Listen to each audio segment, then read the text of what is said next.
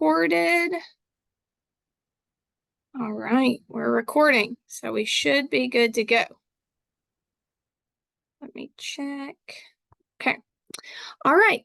So I know everyone's super excited because this is our level 2 fieldwork preparation meeting, and it seems crazy that we're this close to level 2 fieldwork, but you all will be going out in August, and so you only have online courses over the summer. So I won't have any contact with you after you leave for the semester. So I thought this would be a good time for us to get together, tell you what to expect and what you need to be looking out for. I always like to sort of preface the meeting by saying you will likely get communication with me over the summer. And so it's really important that you continue to check your email on a regular basis over the summer, which you'll have classes, so hopefully you'll be doing that anyway. And then also, please make sure that you have your cell phone number on exact. I won't abuse it, but there are occasions when I need to reach out and get in touch with students quickly if something has changed with their fieldwork site, and I need that information. I won't abuse it, but I beg you, please do not ghost me over the summer because it happens more than you think. It just makes me sad. All right. So we talk a lot in the fieldwork office about onboarding requirements. You have all of your normal EKU requirements. So an updated TB test. You should have CPR. You should have AOTA membership. You should make sure none of your immunizations have expired. All of those things. Those should continue. The fieldwork office tries to keep up with those and remind you if anything's missing, but it ultimately is your responsibility to make sure that those things don't expire. In addition to that, when you reach out to your site, you might find that there are additional onboarding requirements that EKU does not require, and you'll have to complete those as well. Anything that you complete for EKU or for your site should be uploaded to Exact. Even if it's not required by EKU, we still contractually have to maintain those documents if it's required by the site. So for instance, a drug screen is a big one.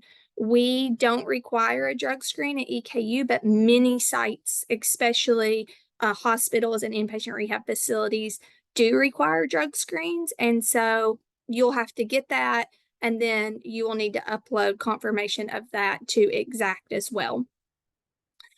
Drug screens can be completed through verified credentials. You'll just need to email me or Deanna Burns to get the information on how you can go through verified credentials to get that completed if your site does not have a specific vendor for that. And if you need an updated background check, we do not require one at EKU, but some sites will require that you've had one completed within the past year. If that's the case, depending on whenever the last time you had one done, you might need to have another one completed. And so you can reach out to us and we can run those through verified credentials as well, unless your site has a specific vendor that they wish to use. So for level 2 fieldwork, I will be your primary contact for all things fieldwork. So here is my cell phone number. You're welcome to text me, call me, email me. My preferred communication.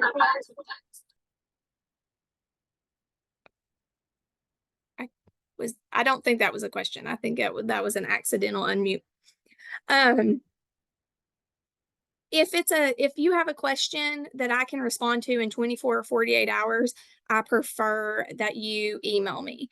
However, I recognize that you're out on field work and that sometimes things come up and you need an immediate answer, and you need to talk to me that day or that night.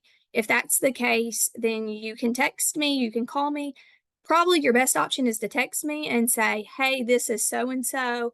Can I call you? Because otherwise I may not recognize your number and then I may not answer. But if you text me, then I'll know. So yeah, don't feel like you can't. Just, be respectful and reasonable about how often you use my number. So what you're going to do is you've got to register for level 2 fieldwork classes. That's step 1. For level 2 fieldwork, you're going to take in the fall semester OTS 845. So this is not necessarily all the classes that you have to register for. Dr. Kazi Upton is in charge of that, but this is for fieldwork. This is what you would register for. In the fall, OTS 845, that's going to be 6 credits. You'll register for it just like a typical fall semester, but your date range where you'll be out for level 2 fieldwork is August 26th through November 15th, tentatively. And then in the spring semester, you're going to register for OTS 846. That will be 6 credits. And the tentative dates for those are January 6th through March 28th, 2025. The reason I say tentative dates is there are some of you that are already aware that you have a slightly modified schedule for various reasons. Sometimes the site might ask you to start a week early. Somebody might be on vacation. They ask you to start a week late. Maybe you're at a school and you have to be off during fall break and they're out for a week. Then you would have to make up that week at the end of the rotation. So when you're making plans with your family, you're making plans with your job, just know that November 15th is not necessarily a hard stop. If things happen during that 3-month window where you have to make up time, it might have to extend past that. And that could be for a whole variety of reasons. Your OT at your site gets sick, you get sick, vacations happen. You shouldn't be taking a vacation, just to note, but they might be taking a vacation. So a lot of different things might happen. So make sure you're prepared if those dates need to change. Also, for the fall semester, you should register for PLI. Your PLI that you registered for last summer should have been the last time you registered for it. That will be expiring, and you will need to register for it in the fall for level 2 fieldwork. Here is the CRN for that. And once you do, you need to upload your schedule with your confirmation that you've registered for PLI. On here, it says as soon as possible. When I say as soon as possible, I mean as soon as you're able to register for fall courses and you register for 845, you also need to register for PLI. Don't wait until the last minute, a couple weeks before you start to register for it. Go ahead and do that so that we can mark you off as having it and get that taken care of. Also, if you have a registration hold where you cannot register for courses, then you need to make sure that I know about that if it's going to prevent you from registering for your fieldwork courses. You can't go out on fieldwork if you're not registered for the course. You can't start fieldwork without being registered. And so in the past, there have been times that a student might have a financial hold on their record. They're waiting for a scholarship to come through or something like that. And then that doesn't come through before their date to start fieldwork. And that's problematic, especially if we don't know about it in enough time to make modifications. That likely will not be the case in fall because you'll start after the traditional semester starts. However, in the spring, you will be starting fieldwork prior to the start of the school semester. And so the university won't realize that they need to clear your hold early enough. And so that can become problematic. So if that applies to you, please let us know. Don't wait until the last minute. So we can let your site know, we can change your start date, whatever we need to do. We can work with the university. There are things that we can do to help you, but not if you don't let us know. So that's important. Questions so far about anything I've talked about? I'm going to cover a lot more, but if somebody's got a burning question. Yes. So I just tried to register for the 17601 and then it said pending and I exited out and went back in and then it completely disappeared. So is it because we did register for some fall classes and it does work because right now I have level 2 fieldwork class and then the practice experience prep 2. But I don't know if it's because I was just nervous. That made me nervous that it like said pending and then wouldn't let me. So I don't know. I don't know for sure because I can't see it from your view. And I looked up the CRN today, and that was the CRN for the fall. Um, Okay. Dr. Causey Upton, do you have any idea, or should they just try again and let us know if it still doesn't work? I would say try again. I will say sometimes if it just says pending, then there's like a submit button that you haven't finished out submitting, if that makes sense.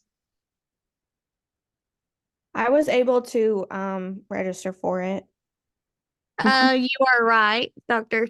Hampton. I did not hit submit. I have that I do that every time. I really do. Well, a lot of students do, and it ends up being there's just like a button at the bottom. So, oh, all right, problem solved. There we go. Thank you. Yay. Okay. All right. Thanks. I have a question, Dr. Humphrey. Yeah.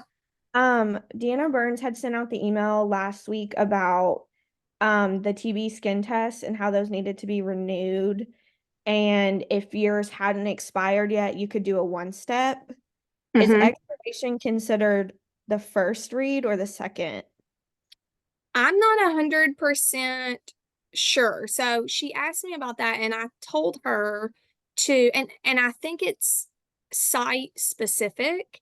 And so I told her that to either go ahead and get one before your first read is expired, or go to the TB test. If you were going to go today, go to the first one and ask them, do I need another one? Because I get all my guidance from um, EKU Health.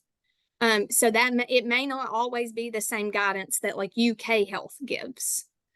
But does that make sense? So I would go with the safe route and get it based on your first read if you can. But if you can't, then that would be something that you would submit to when you reach out to your site, and you would have to say, this is what I have. Does this work? Does this meet your criteria? Okay, thank you.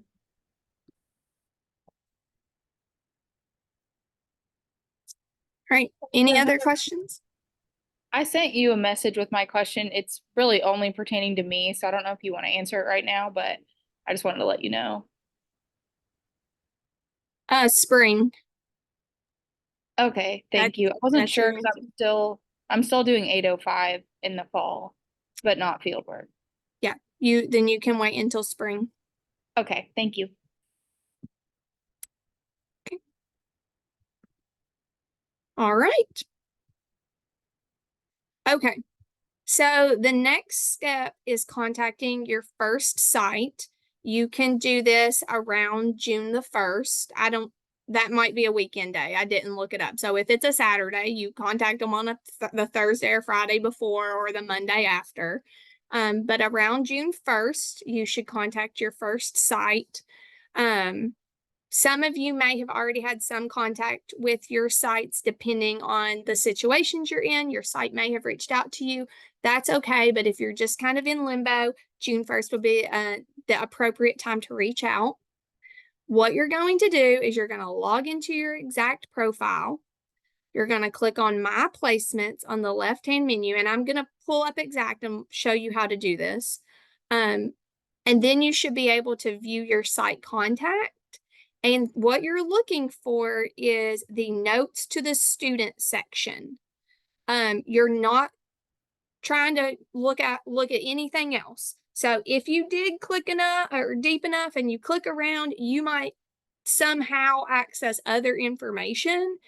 And then students are like, oh, I'll reach out to this person. Oh, I'll reach out to this person.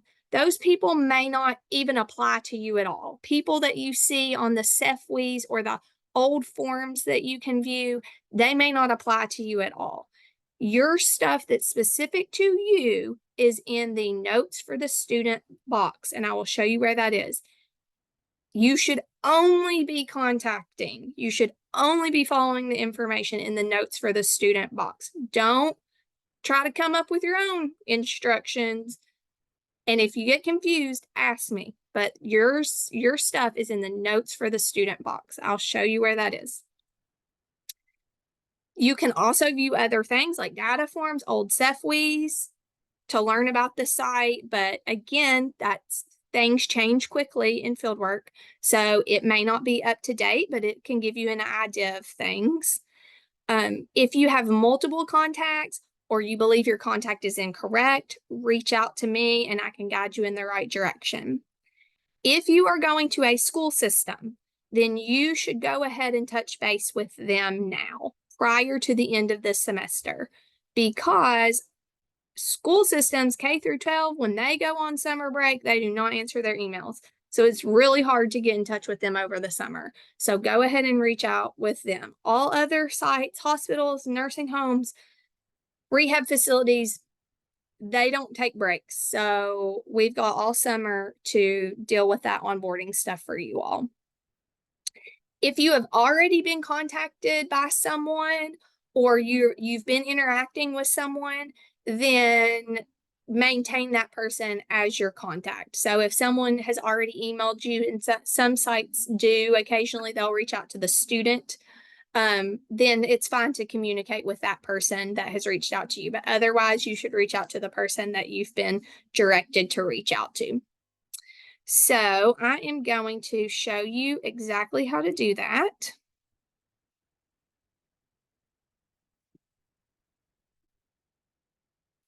Okay. Can you all see this exact profile?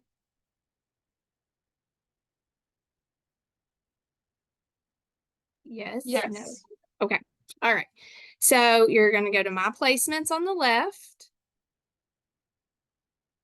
And then you're going to go down and you're going to click on your first rotation placement.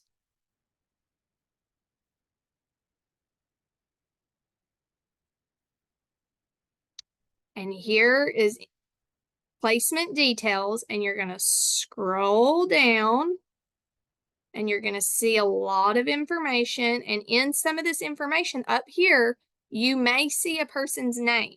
That does not necessarily mean that that person has anything to do with you. Then you will see this section, notes for students. Does everyone see this section? Notes for students. That's what you're looking for. There's some things have lots of notes. Some things only have a few notes. This one has lots of notes. But then down here, see it says onboarding contact and direct OT supervisor is this person, and then has their email. So your onboarding contact, that's who you're going to reach out to.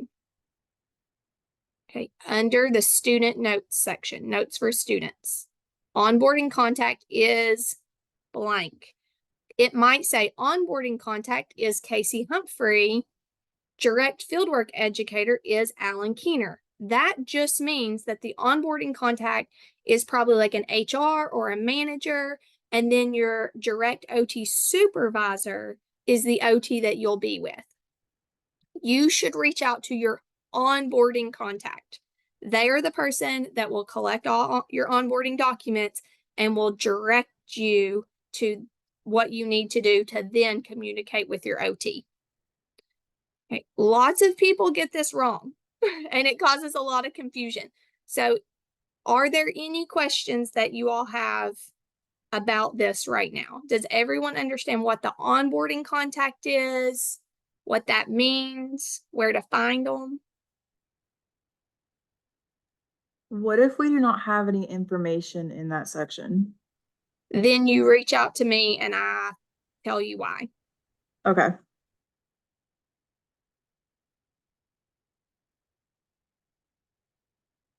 All right. Sounds good. We'll go back to PowerPoint now.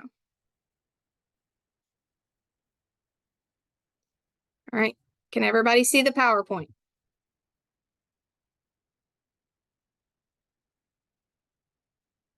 I'm assuming yes. I'm gonna answer yes. Okay. Okay. When you contact your site, you should, through that onboarding contact, you should send an email from your EKU student email account.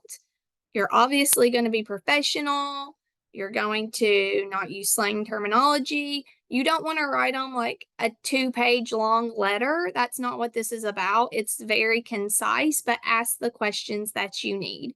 So you're wanting to find out the name and email of your OT supervisor, because I will send out a Google form and ask you for that information, because we will need that information to work with your sites and send out documentation and stuff later on.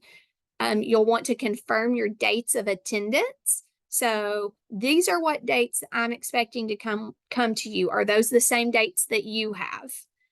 Make sure that they didn't write the dates down wrong, or make sure that they're not expecting you to come at a different date. You might want to ask, what do I need to wear? Because you might need to buy scrubs or something over the summer. You might want to ask, is there anything specifically that I should be studying or becoming familiar with in preparation to come in August? You might want to say, here is what I've completed so far. I've got immunizations, I have a background check, what additional items do I need for your site? So concise, but also get the information that you think that you're going to need. If there's a specific question that you have, you might want to ask about that. If you have accommodations that you need and you have not talked to me about what that might look like, then now is the time to do that. Academic accommodations that you've used in class, like extended time for test or being able to be absent, things like that, they don't necessarily apply the same way that they would in a traditional classroom setting. And so if you have accommodations that you need and we need to discuss that with the site, then you need to come to me and have that conversation about how we're going to do that. You shouldn't go directly to your site and hand them an accommodation letter and say you have to follow these, because they'll be very confused about what they're supposed to do.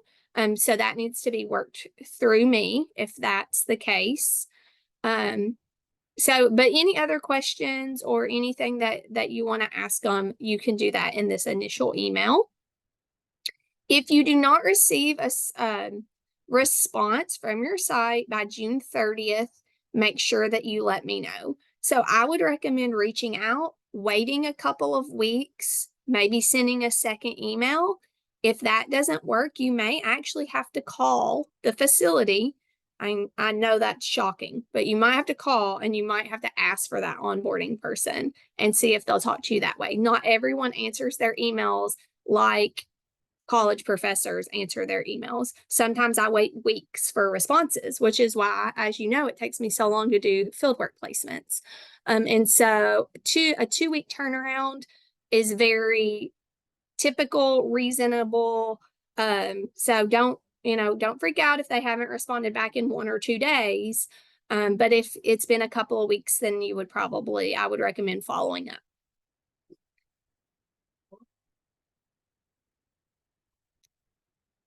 Okay, we follow the fieldwork manual. You should have that. If not, I'll send out probably closer to the end of the semester the most updated fieldwork manual, just so you'll have a copy of that. But we follow everything in the fieldwork manual about how we run the fieldwork program.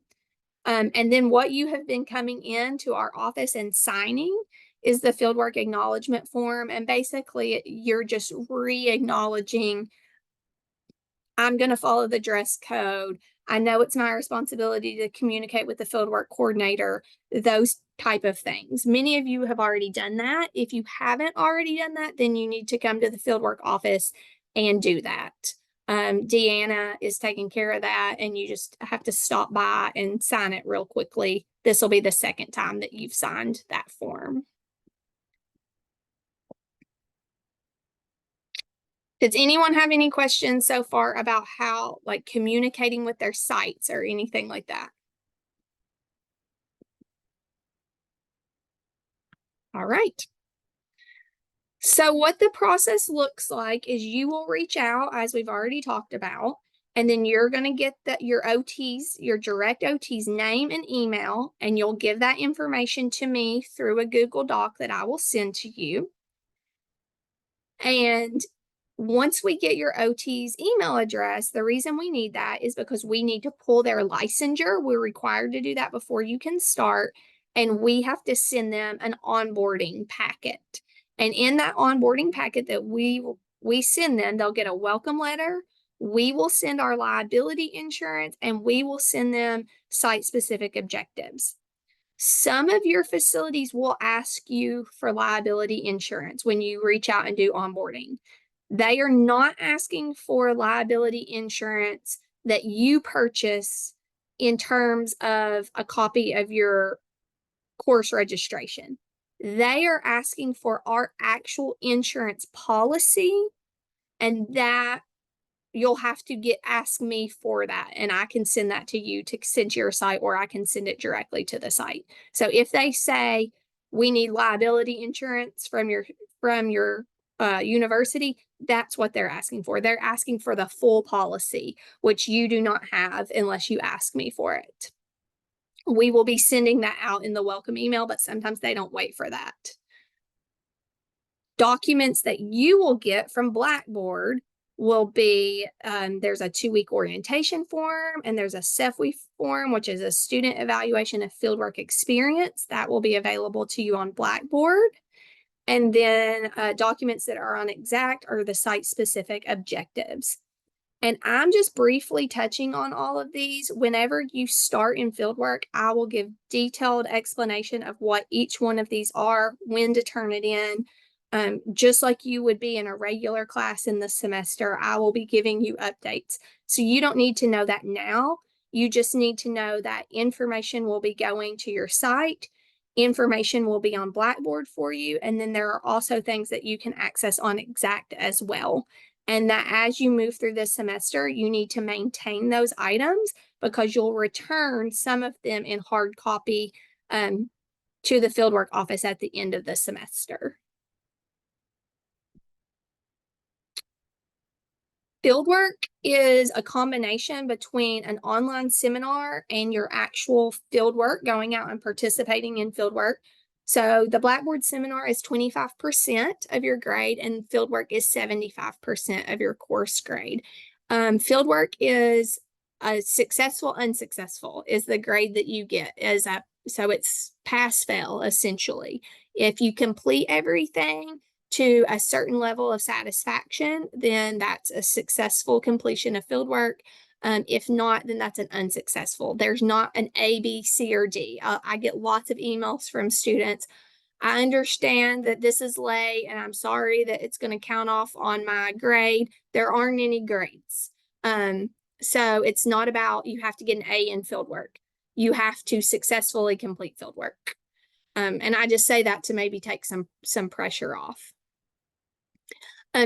These are your assignments that you'll have. So you will have assignments. You will have to be communicating with me weekly through Blackboard. Again, please don't ghost me. That happens sometimes. You get so invested in fieldwork that it's sometimes hard to remember that there is a Blackboard seminar portion, but you do have to do the Blackboard seminar portion to pass the course. You'll be filling out objectives. You'll start on that from the very first week and just carry that throughout. There's a facility orientation form, your student evaluation of the fieldwork experience, conversation topics as assigned. So those are like discussion boards. Sometimes we do a Google Doc, things like that. Just check-ins, bi-weekly reviews that you have every 2 weeks. And that's just an update on your performance and how things are going. There's an AOTA data form that you'll have to fill out. EKU will buy you an OTKey MBCOT assessment. That's like a practice MBCOT test that EKU will purchase for you. In addition, as part of some of your capstone classes, you will also be doing some MBCOT preparation, so you'll get a lot of that. when you upload the documents, I don't care if they're handwritten or typed. I just want them done. But just make sure that they're readable. If you're scanning them or they're not in some weird format where I can't open them, I have a PC, so if it's like on a weird Mac something, I won't be able to open it. So as long as you can upload a scanned document, then I'm fine. It doesn't have to be typed out necessarily. I know that you're in clinics and you're moving around and you may need to handwrite some stuff, and that's fine. Again, this is just an overview of what we'll be doing, and you'll get very specific information as we go. I just want you to kind of know what to expect.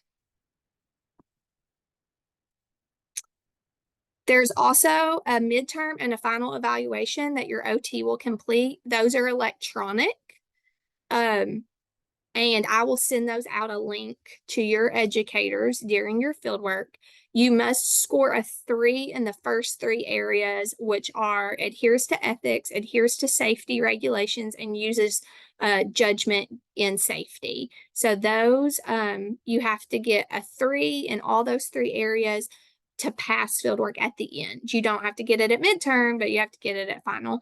And I just tell you that just to know that those are areas that AOTA prioritizes: safety, ethics, and judgment. So when you're out in fieldwork, those are things that you really want to kind of keep at the forefront of what you're thinking about, is those safety, ethics, and judgment. If you have a question about that, please ask. Err on the side of safety while you're out. Don't do something that you feel is unsafe without asking your educator how you should do it or if they can assist you, because you want to make sure that you're just, making that a priority. I'm your instructor of record for the course, not your fieldwork educator, which means I will give you your final grade for your course. Your fieldwork educator will give you a score, and that score will certainly play a significant role in your success in the course.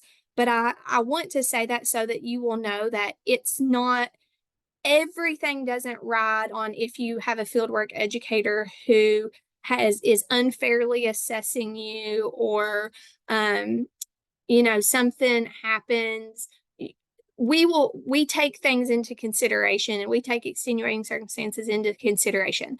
But because of that, you need to be communicating with me on a regular basis. If something is not going well, if you're concerned about something, if you feel like your educator has unrealistic expectations that you won't be able to meet, if you feel like you're getting kind of difficult feedback and you don't really understand where to go with it, all of those things are things that you should reach out to me and tell me about. You should not keep it a secret, because I can't help you if you keep it a secret. And then snow closures, if there are snow closures, particularly, I guess that'd be more in like January.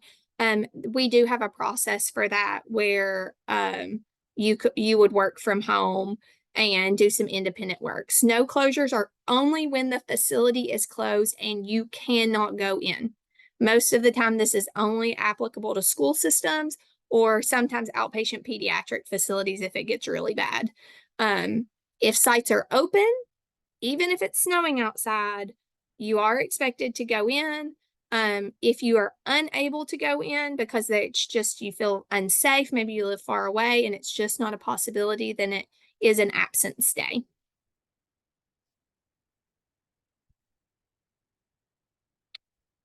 All right. The rest of this stuff is just things to keep in mind. When you're out, you're representing EKU. Show a passion for the profession. The last thing you want to say to somebody is, I'm not getting paid to be here. If you say that, it will go badly for you. Not because of me necessarily, it just doesn't land well. It never, ever lands well. If it's a joke, if it's serious, if it's sarcastic, no matter how you say it in what context, it never lands well. And the reason that it doesn't is because the OTs are also really not getting anything in return for hosting a student, but it takes a lot of their time as well. And so just don't say that. Just don't. It never works out well. have an attitude of gratitude when you're there, even if it's not your favorite place to be, even if it's not perfect, it's still an opportunity for you to have a fieldwork placement, which are not easy to come by. So just keep that in mind, that you're really being grateful and that you're demonstrating a passion for occupational therapy while you're out there, because you're representing your cohort, you're representing EKU, and just future occupational therapy students moving forward. Again, I cannot say it enough. If you have concerns, please share them with me. Don't feel like you're bothering me. It's my entire job to deal with issues that come up with fieldwork. So I want to help you. I can't say it enough. Please, please do not blindside me with issues that come up that you haven't shared with me, because I want to help guide you through those. In the far, far future, there's a summer seminar that is at the very end of fieldwork. So that'll be in June. It'll be virtual. That'll be after fieldwork. That'll be after Capstone at the very end. And that's where we just talk about going over the NBCOT exam, how you get registered for that, how you get licensed. Always get lots and lots of questions like, how can I get a foot ahead? Go ahead and get started with the NBCOT exam. And the answer is, there is nothing you can do. There is not one thing you can do until you have completed all course requirements. That means every bit of your fieldwork and every bit of your capstone. You can't schedule your exam. You can't even apply for your exam. And so I know that's something that when time gets closer, students get anxious about, but there's truly nothing you can do until the very end, until you've completed everything. And I just want you to have a lot of fun. Fieldwork is a lot of fun. It's a great learning experience. And make sure that you're communicating with me. If you're not having fun, reach out and tell me why, and maybe I can help you. What questions do you have for me?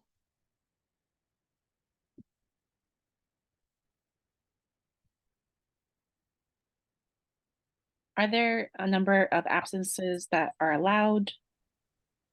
We allow for, so I'm going to say 0 absences is what you should try for. You should try to be there every single day if possible. However, we allow for 3 absences for any reason. So, and when I say for any reason, I mean emergencies, but they're not excused or unexcused. So I don't need a doctor's note. I don't need you to say, well, is this excused or is this unexcused? It's just 3 absences. Anything above 3 has to be made up. But they should not be used for like vacations, bachelorette parties, long weekends. They're not for that. They're for true emergencies like illness, family emergencies, deaths in families, those type of things. Good question.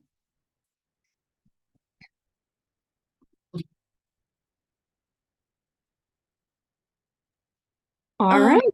Oh, I do have a quick question. Yeah, sure. When we're uploading our stuff into Exact, do we like, because there's already sort of places where we had put like our TB and our liability insurance before.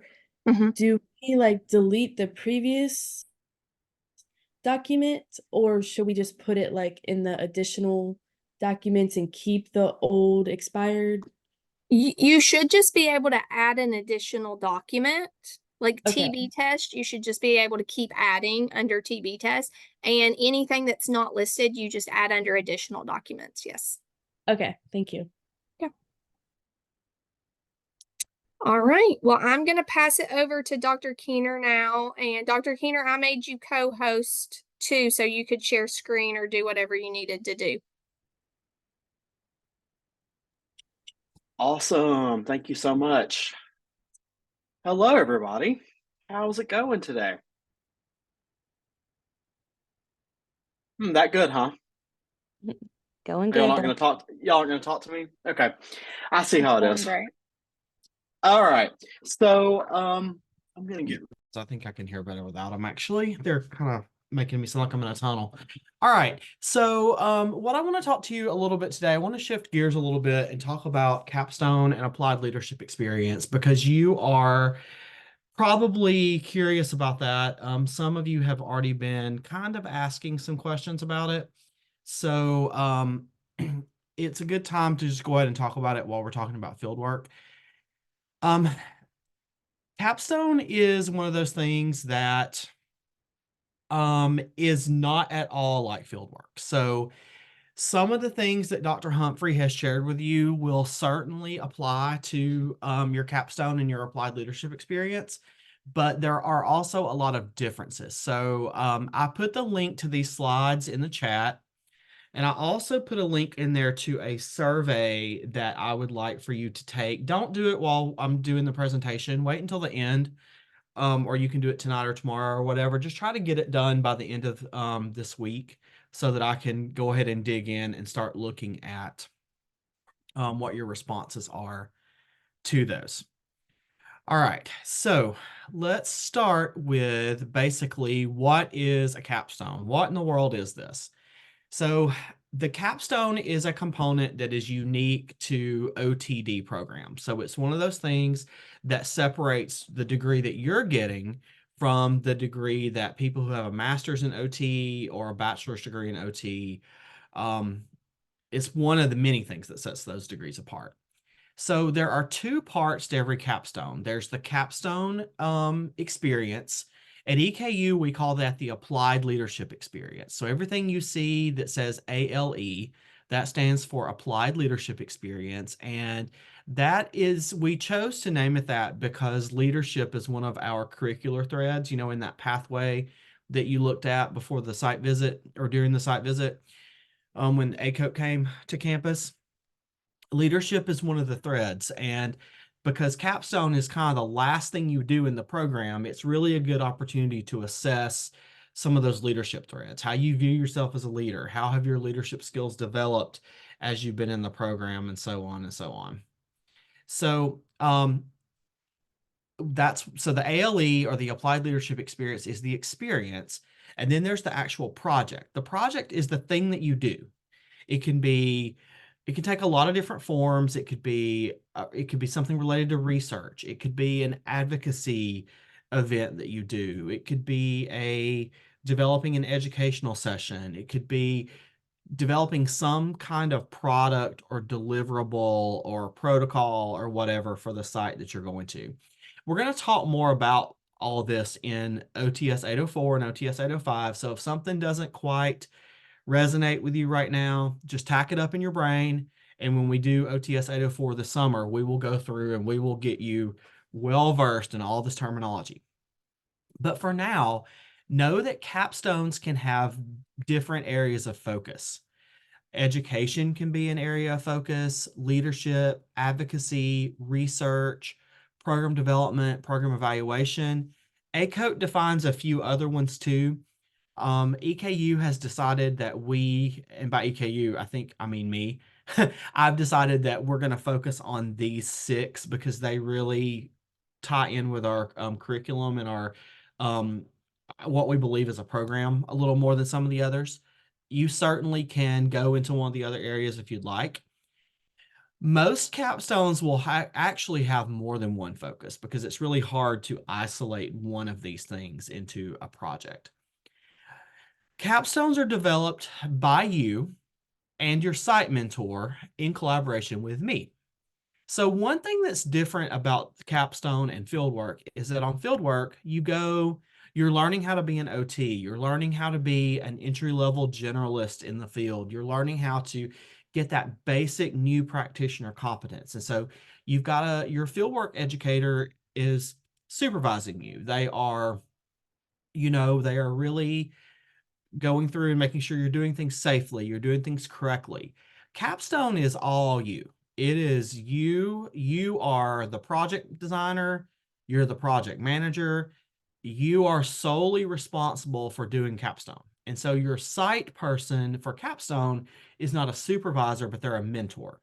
You may only meet with your mentor for 30 minutes a week, at that much. It might be a Zoom meeting.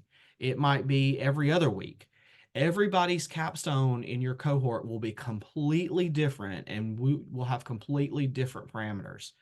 The first group of students, the P4s who are out right now, they just started 3 weeks ago on their capstones, and some of them go to their sites every day because what they're doing, they need to be there. Some of them only go a couple days a week. Some of them do a lot of work at home. Some of them have daily meetings with their mentors. Some of them have weekly meetings with their mentors. It all just depends. So don't compare too much with each other when you're thinking about your projects, because there are a lot of things that are possible with these. You'll already have completed all of your level 2 field work. So you won't be treating a caseload necessarily during your capstone, unless your goal is to say your goal was to improve your skills in hand therapy because you want to become a certified hand therapist. So you might treat clients in that kind of capstone setting, but it still wouldn't be the same as field work. All right. I know that's a lot, but I'm going to keep going and we can do questions in just a minute. So this repeats some of what I've said already. The capstone and the ALE are student directed. Again, that means you're the designer. You're the one who's responsible for taking the initiative to talk to the people you need to talk to, find the people you need to find, get your project developed, make sure it is of the rigor of a doctoral student. You're responsible for executing it. Nobody's going to be micromanaging you or holding your hand or saying, okay, do this, okay, do that. So if you are not a very organized person and you're not a very self-driven person, you need to work really hard to develop those skills between now and when you start your applied leadership experience, or you will have a lot of difficulty on capstone. You will collaborate with me and with your site mentor. And the purpose, again, is for you to demonstrate leadership in occupational science and occupational therapy. So this is just another diagram that I like to show that just shows the differences in capstone and level 2 fieldwork. Level 2 fieldwork, different programs have it at different times. Our program, it's relatively terminal, which means it's toward the end. It actually was the end until I came along. But now capstone is terminal. Level 2 field work, you do 2 12-week placements. You're on site the whole time. Capstone, you are there for 14 weeks and you have to do at least 560 hours. That's actually going away. Well, it'll still be in place for your group, but then after you, it's going to end up being, it's going to say on a full-time basis, which will actually be the same thing. They're just taking that number out. And then 80% of it has to be on site. And I'll talk to you more about what that means in OTS 804 and 805. On field work, you have certain things that you're graded on.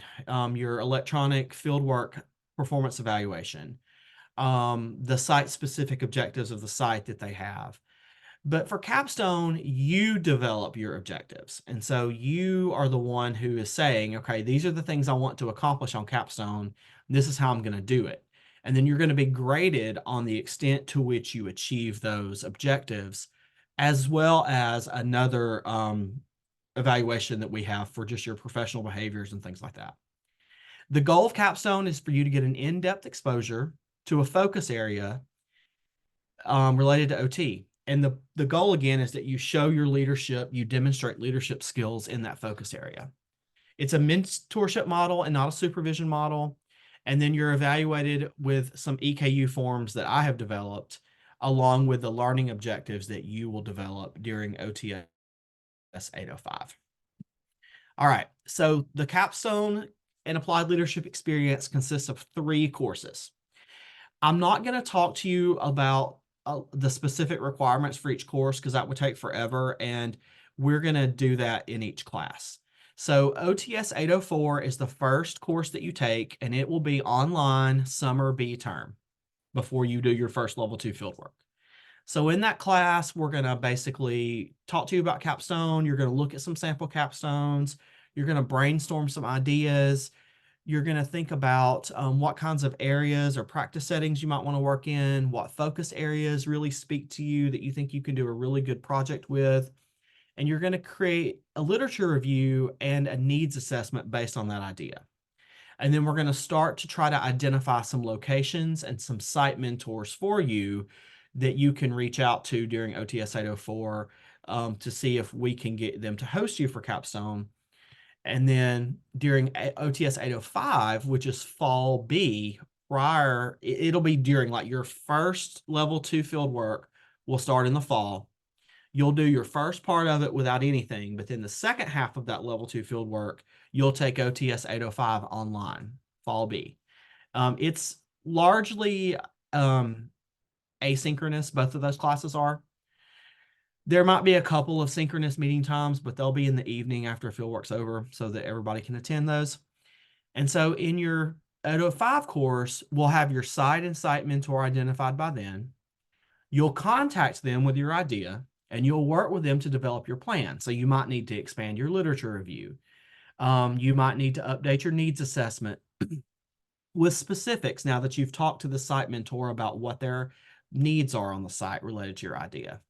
You're going to collaborate with your site mentor to refine your project goals, and then we're going to design your project, just a skeleton of it, what we think it's going to look like, and what your activities are going to be for those 14 weeks, because you've got to spend 560 hours on this capstone project. So we've got to have weekly activities that you're going to do to meet those hours. So we'll start drafting all that out in 805. In OTS 805 and 804 also, we're going to talk about the MBCOT exam, and you're going to do some MBCOT. In 804, mainly it's practice testing, figuring out where you are. I'm going to teach you some study tools, study methods, and then you're going to create a study plan.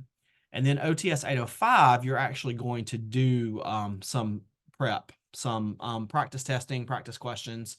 You'll do some weekly questions and submit those every week. And then you'll do another practice test at the end of OTS 805. So we can see how much progress you've made. And then after both of your field works are finished, this can start as early as April. You do OTS 905, which is your applied leadership experience. ACOT standards say that you're not allowed to start the applied leadership experience until after you've finished all fieldwork requirements. So, for example, if you have a lot of absences and you have to make up days, or if you don't pass one of your field works, or if you have to remediate some after a field work, or if you don't get all of your final documentation turned into Dr. Humphreys in time, all of those things are going to delay your start to Capstone, which will delay your ability to be finished with the program, because you can't start Capstone until all of those fieldwork requirements are turned in. So she's got to have all your signed evaluation forms, all your paperwork, all that has to be completely in and checked off before you will be allowed to start the clock on your applied leadership experience. So the applied leadership experience in OTS 905 is an online class. You'll take it starting spring B in right after fieldwork ends, and then it'll run through summer A through the end of summer A-ish. So it'll be over 2 terms because it's 14 weeks. And you're going to do your project there, develop that project, the deliverable, whatever it is that you're going to do for the site. You're going to do your project. You're mentored by your site contact, but I'm available to consult.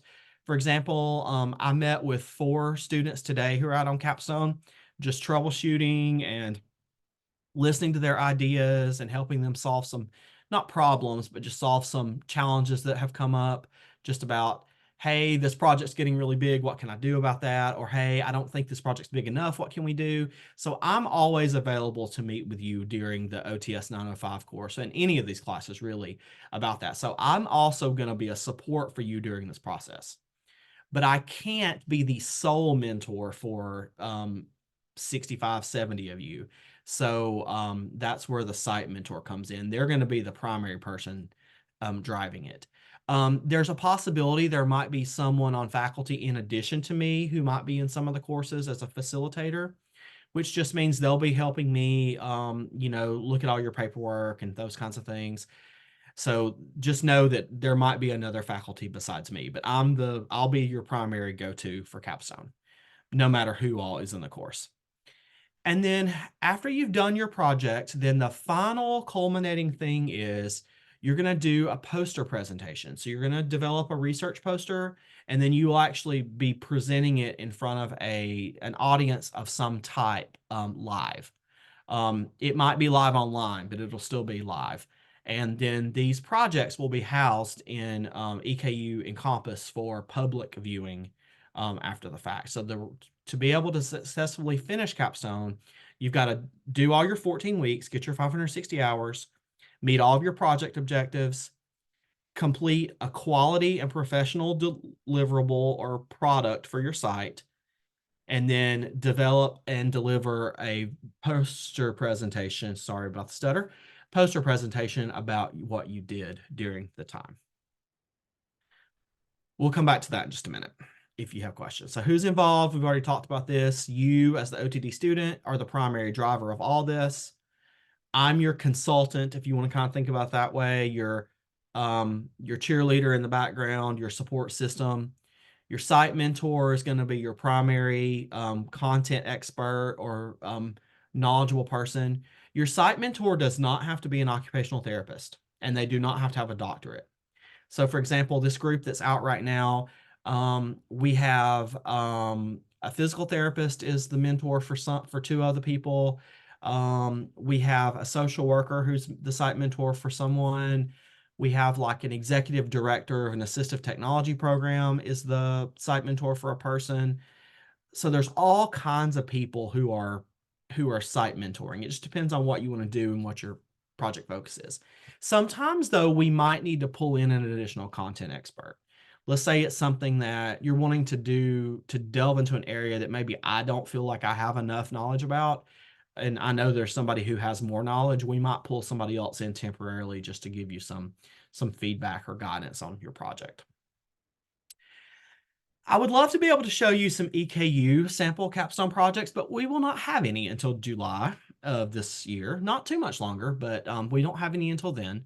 But in the meantime, I've linked 3 schools there that post their projects the same way that we are going to. So it's that they don't call it Encompass, but it's that same, it looks the same, it's exactly the same platform. EKU just calls theirs Encompass. So there's University of North Dakota, Nova Southeastern University, and Tufts. They've all had entry-level OTD programs for a few years, and they have some capstones posted. If you're still not really sure what capstone is, I would encourage you to go to those sites and pull up their posters and look and see what some of the things are that they've done.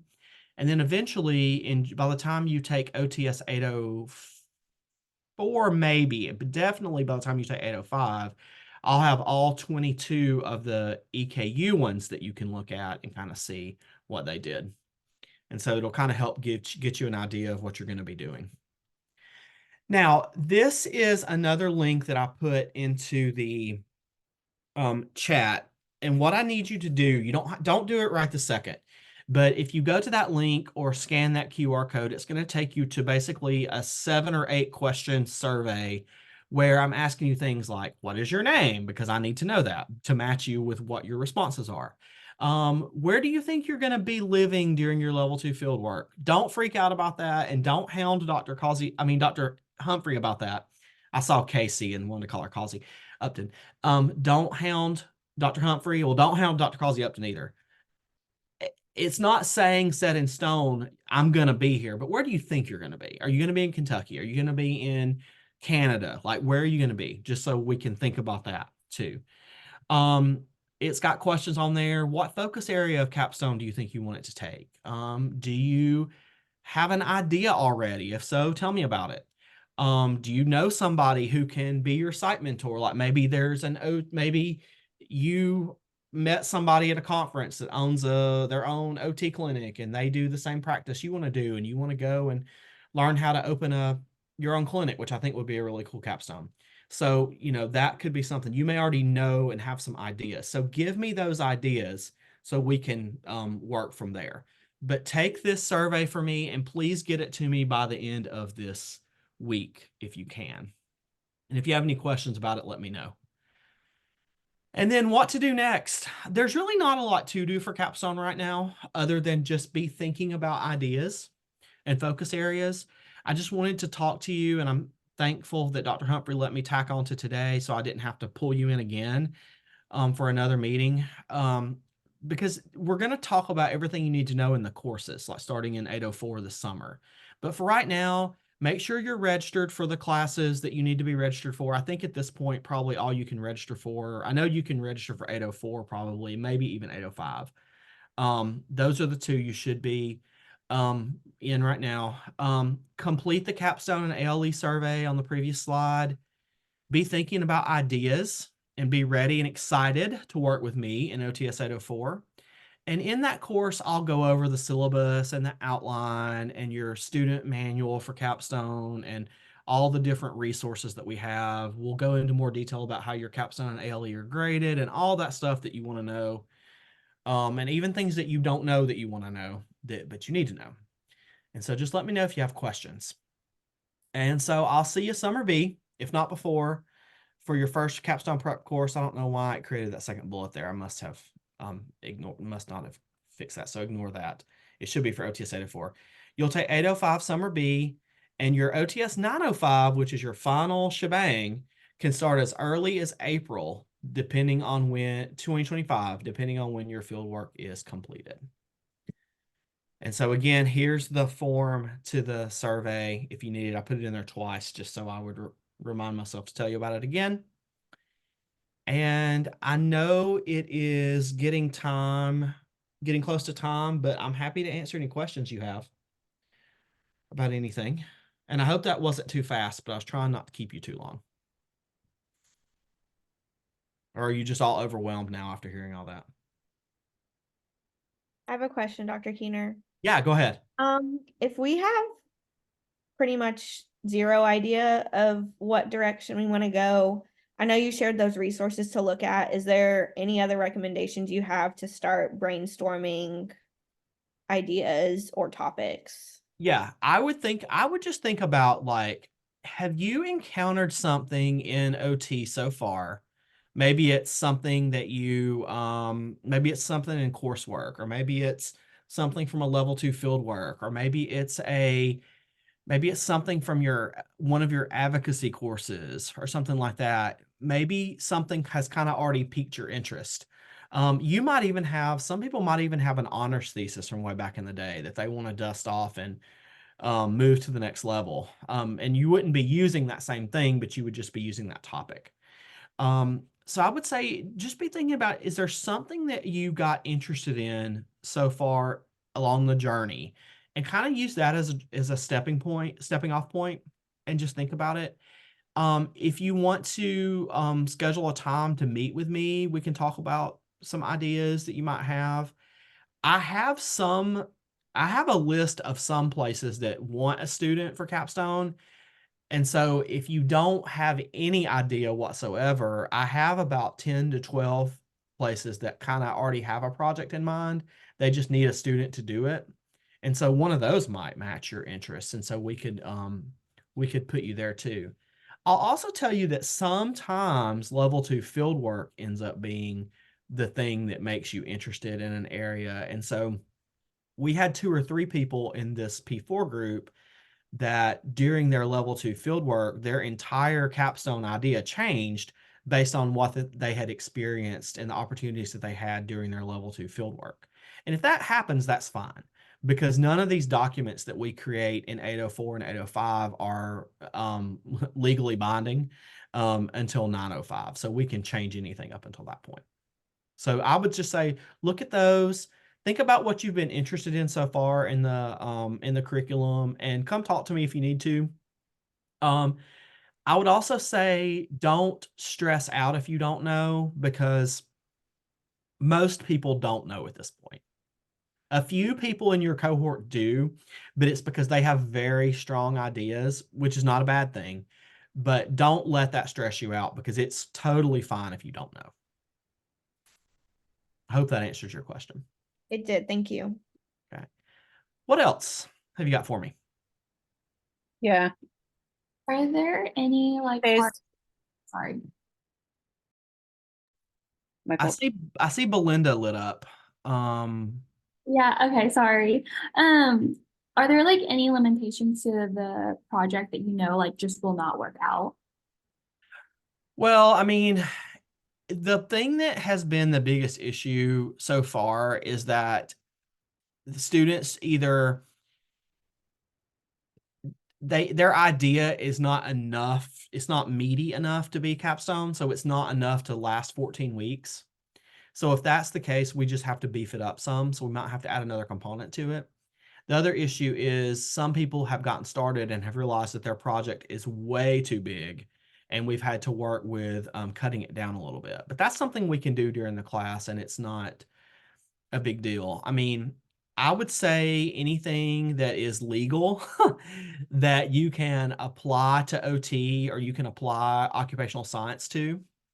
And an example of that might be there might be an issue, and you might see that there's no OT or no occupation-based anything going on in a certain population, and you might think it's beneficial. Well, your capstone could be figuring out how to get OT in that. So you might be developing some programming.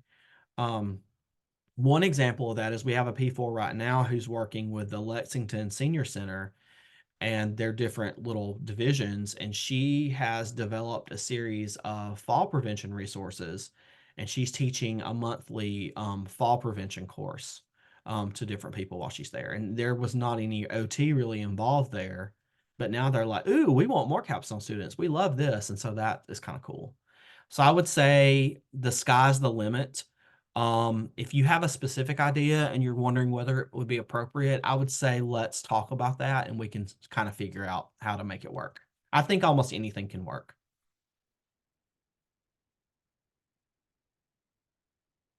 Who else?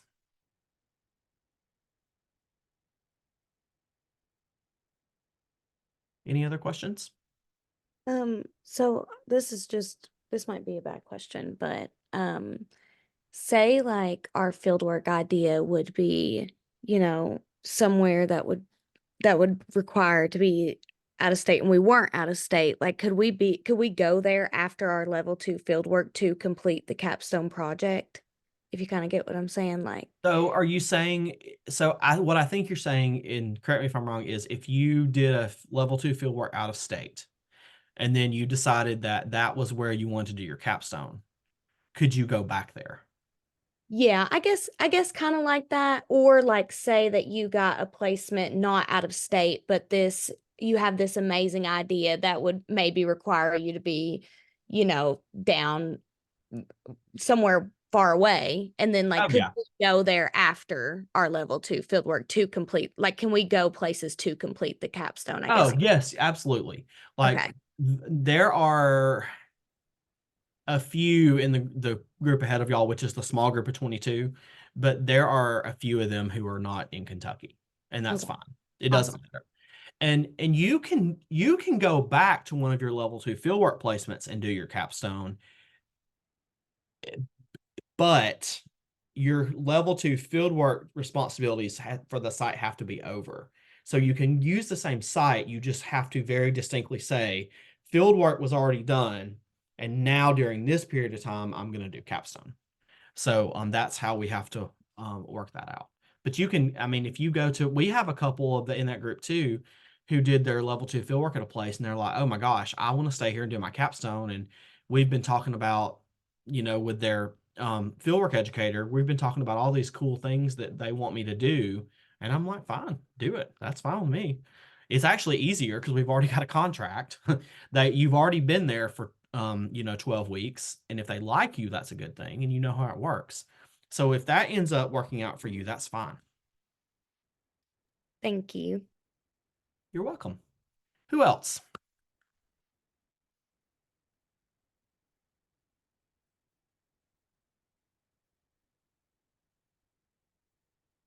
All right, I'm gonna count down from 3. 3, 2, 1. Okay. There aren't any other questions. I don't want to keep you any longer.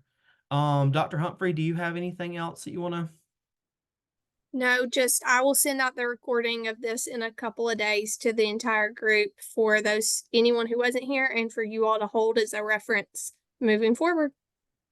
Yeah, and if anybody wasn't here, please send them that link to that survey because I need responses from every single one of you. All right. So thanks for your attention. We didn't do too bad. It's 10 after 5. That's not too bad. So, all right. Just let me know if you have any questions, and I'll see you around. Thank you.